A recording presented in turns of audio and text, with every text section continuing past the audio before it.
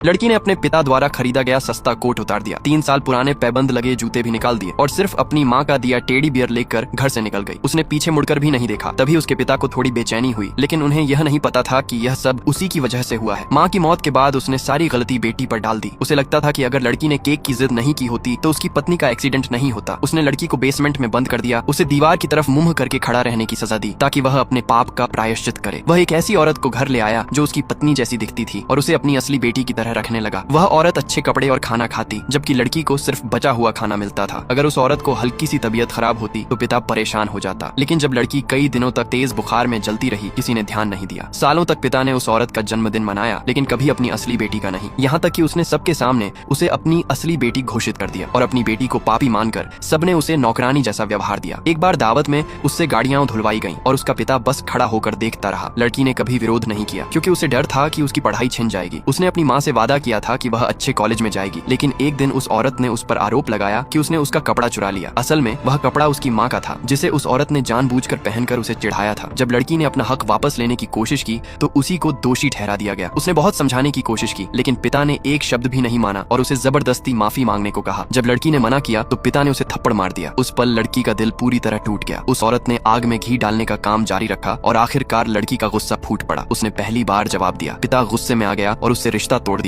उसे घर से निकालने की धमकी दी। लड़की के दिल में बची आखिरी उम्मीद भी खत्म हो गई। उसने फैसला किया कि वह इस कैद को छोड़ देगी। जाते समय उस औरत की दोस्त ने उसे रोका और कहा कि वह सब कुछ यहीं छोड़कर जाए, क्योंकि यह सब परिवार का है। लड़की ने अपने पिता की तरफ देखा, लेकिन वह अब भी चुप था। तब लड़की ने बिना कुछ कहे अपने सारे कपड़े और सामान वहीं उतार दिए और कहा कि उसे निकाला नहीं जा रहा, बल्कि वह खुद जा रही है। फिर वह मुड़ी और चल दी। तभी अचानक उसका फोन बजा। कॉलर आईडी देखकर वह जम गई। वह उसकी माँ का नंबर था, जो 10 साल पहले मर चुकी थी। कांपते हाथों से उसने कॉल उठाई और अगले ही पल फोन से उसकी माँ की आवाज आई। लड़की वहीं ठिठक गई।